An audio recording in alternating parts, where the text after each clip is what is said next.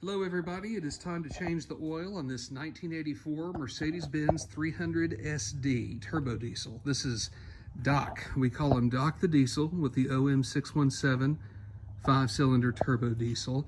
And I'm going to do something different on Doc today than I've done before. Normally, I'm getting down there, pulling off the plug, changing the oil the old-fashioned way. But recently, and by that I mean, gosh, 7 or 8 months ago at this point, we got that E300 turbo diesel back there that you see, and that one is a bit of a pain getting to the drain plug with all the skirting or the plastic stuff that you got to take off to get to the drain plug on that. So I bought a Mityvac fluid evacuator plus, and the turbo diesel, the E300, doesn't need an oil change right now, but Doc does. So I'm going to break this in and hopefully not break it physically, doing an oil change on him. This is MV7201, that's the model number on this product here. It looks to be a pretty good quality product. I will say one pet peeve is when you buy something and then you get instructions that don't really tell you everything you need to know. But that would be a little less frustrating if the model diagram didn't use different names for components than the instructions themselves. So that's a little bit annoying. That said, it's fairly simple. You've got the main suction tube coming out here. I have connected it with a smaller tube that came with it that will fit down into the dipstick. We'll put that down where the dipstick goes to extract the oil out of Doc. The type of oil I use, Shell Rotella T4 15W40. Some people on forums will say, oh, this is the greatest stuff ever. Other people will say, you're crazy, you should be using this other brand.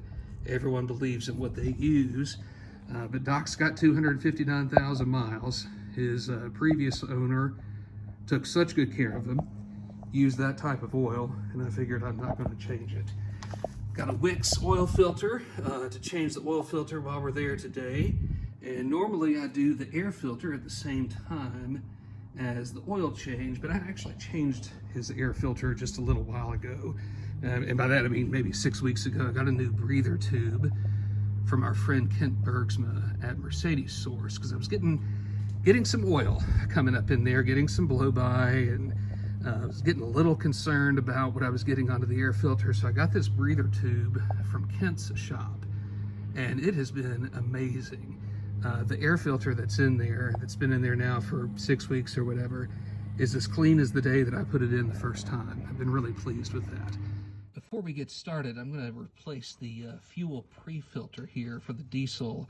It's not the dirtiest I've ever seen, but it's got a pretty good amount of gunk in there. I've run a Liqui-Moly Super Diesel additive through, and I'm not sure if the gunk that I have received as a result of that additive working in the tank, or if I just didn't get some good diesel, or what the deal is, because this is only about 4 or 5 months old. But either way, before we change the oil, while we're down here, I'm going to get this changed. And I got a piece of cardboard in here to capture the extra diesel that will fly out when I unhook it to keep it from getting down on the motor mount. I'm going to unscrew this in 2 separate spots. And you got to be kind of quick getting this thing taken out and the new one put back in. I'm going to take this top section off first. You can see the new one here, the clamp for the top section. I'm going to do it as quickly as I can because we're going to get some diesel popping out. We actually got hardly any there. In terms of gravity, though, we're going to get it when I pull this one out. This one's a bit tighter. I'm going to get this bottom one off. Had to loosen it a little bit more with a flathead screwdriver. Take that off, put the new one instantly back on. There we go. Now, you can see my cardboard has captured a pretty good bit of diesel. I've got an absorbent pad down below the car to help catch stuff, keep it from getting onto the driveway, and keep that pad outside in a safe place where I'm not getting it everywhere else. Come in here and tighten my screws on either side of this clamp. Clamp back on, screw back in. Tightening this up here. I've already tightened the other one a little bit, so I'm going to tighten this one some. Come back up here and tighten the other one a little bit more. Got the new pre-filter on. Before we get the car started though, I'm going to pump it, prime it, get some more diesel running back through there. You got to give it a pretty good series of pumps to get the fuel brought back up into the pre-filter like it's supposed to be and like you saw before we took the old one off.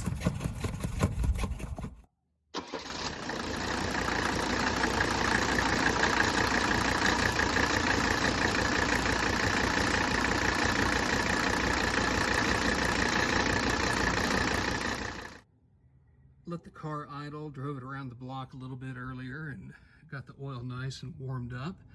And the first thing I'm going to do before I start pumping oil out is actually taking care of the oil filter itself. Getting that off, getting the oil coming out of it before I start evacuating the oil out of the oil pan.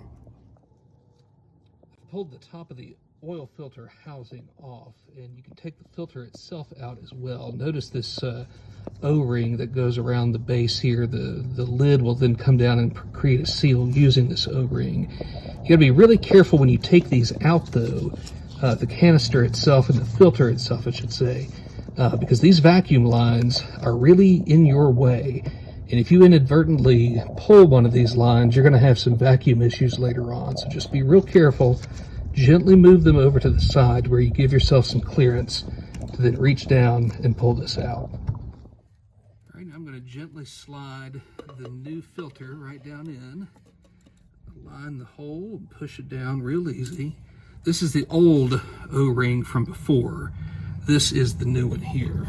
Actually, what I'm going to do, because I didn't do this a second ago, is pull this back out for just a moment. A little oil on my fingers, rub it around on this O-ring itself. Get a little bit more just from scraping the side of the canister.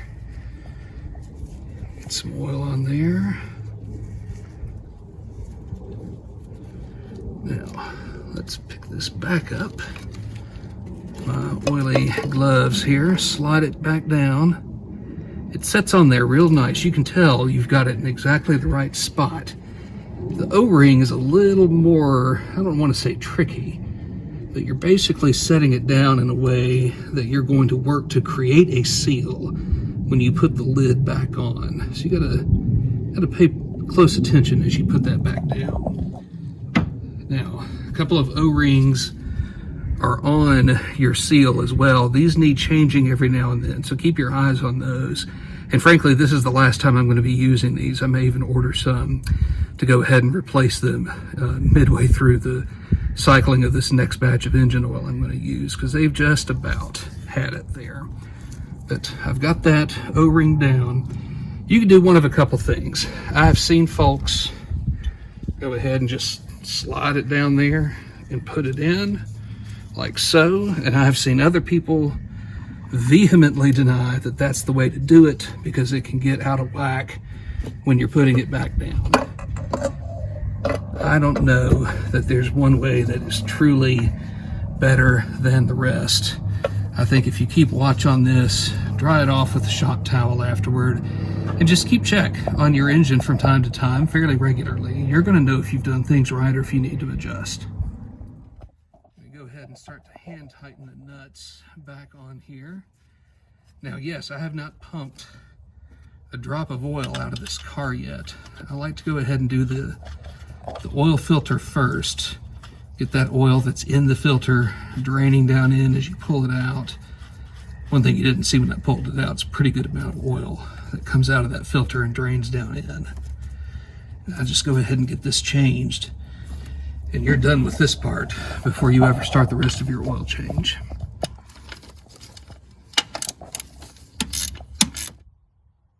have noticed earlier, got the oil filler cap off. Get some oil down in there. Do that before you take your oil filter off and do that change, just to help you get as much oil out as possible. As far as pumping it out with the Mityvac, I'm going to take out the dipstick here, and I've already selected a narrow tube that came with the Mityvac that we're going to use to get down into the oil pan here before we start to pump it out. Place this down in here. You're going to keep on going down all the way until you hit the bottom of your oil pan. Now I'm feeling some pressure there. Pull it up a little bit. Let's keep fiddling. I won't make you have to see the whole thing, but I'm going to keep messing around until I'm pretty confident that I've hit the bottom. Before you start pumping, you'll want to make sure that the setting is on evacuate as opposed to disperse. So we've got it down there on evacuate. Got the hose, the tubing down in, and I just did a few pumps before I started recording, and it's already actually starting to come up pretty well. Do a few more here. Show you what we've got going on. That oil has come in through that small tube. It's connecting to the main suction tube here, and we're about to catch up with it. There it is. Let's keep it going. You can see the oil is coming there into the tank, slowly being suctioned through basically a siphon from the oil pan itself deep down in there. And when I say slowly, I do mean slowly. You know, frankly, I could have gotten on the ground, taken the nut off the bottom of the oil pan, and had all the oil out by now, maybe even put the replacement oil in by now, just for it to reach yay high, about a little over a liter, I'd say, into the pump. So this is good if you've got a skid plate or, you know, some sort of plastic cladding and so on that is between underneath your car and the actual oil pan itself. It's good if you don't want to get down on the ground. It's not exactly a solution for changing your oil a lot faster though. Mityvac itself does come with another tube that's just a little bit wider than the one that I'm using now, which could be a solution maybe for getting a more effective suction. But in the meantime, we've got it going on here. You don't have to pump it consistently. I'd say I pumped it, I don't know, 10 or 20 times before I started, seeing it coming through. All right, it's been about 6 weeks since I did that last clip. No, not really. Been about 35 minutes actually. And it just started doing this. What's going on? I want you to listen to this sound once you've just about got all that you can reach out of there. Pump again. Hear that? Basically sucking oil, or not oil, air at this point, into the pump here. It started making that sound right before I started recording a clip. After fiddling and pumping and testing and so forth, I became convinced that we are at a point where we've gotten all that we're going to get out, and we've gotten a satisfactory amount of oil out of this car. This car, by the way, takes 8 quarts minus a little to fill up the oil. And before we go any further, the secret to any good shade tree mechanic is having a top-of-the-line, high-quality, expensive funnel for putting fresh oil into the engine. There's mine. You see, we spare no expense here for Doc the Diesel. Here we go with the Shell Rotella. Now, you may be inclined to comment and say, oh no, you got to use Mobile One, you got to use whatever. If you want to leave a comment like that, that's fine with me. It helps with the algorithm, but I'm not inclined to change the type of oil I put in dock. I do, however, stick with Mobil 1 for Bryant, the E300 out there. And by the way, while we're at it, that's Cali. We are certifiably insane in how we name all of our cars. All right, so I'm going to put this back down in here, leave it for a little bit, 5-10 seconds, and then wait and see what I get when I pull it back out. All right, you can see we're pretty close to the full line there. You can also see some of the older oil. You're never going to get all of it out, but you can see that some of that older oil surrounded by the newer oil, if you're able to see the difference in clarity there. That's a good place to start. Take it around, do some driving, see what happens to the oil level. And I keep watch over it for a series of days to make sure it stays where it needs to be, to determine if I need to put more in there. And I think the best readings that you get are actually early in the morning where it's sat overnight. I mentioned before about checking the oil level the next day. I like to get the oil changed, take the car around. I took it around for a pretty good bit last night, got back home, parked it. The car has not been started since then. It's the next day, so we're going to see what the oil level looks like after the change. And here we go. You see it's between the two hash marks, the one on the left that you see there being the bottom of the dipstick, and then the one to the right being what would indicate to us that it is completely full. Now, the guides will tell you that somewhere between the two hash marks you're in pretty good shape, and I agree with that. I do think I'm going to add a little bit more, though, in there, not too much. Really, it's something that you sort of learn by feel as opposed to measuring out, oh, I'm going to put 1/4 of a quart or something to that effect. So I'm going to put a little bit more in there and keep watch on it. I recommend on these old diesels keeping watch on your oil level very frequently. I tend to check mine probably about once a week or so, making sure that you've got good fresh oil in there, clean oil in there, and the right amount of it is vital. Last thing I'll point out, yep, it does not take long for that diesel oil to turn dark after cycling through the engine. It's a fact of life on most diesel engines.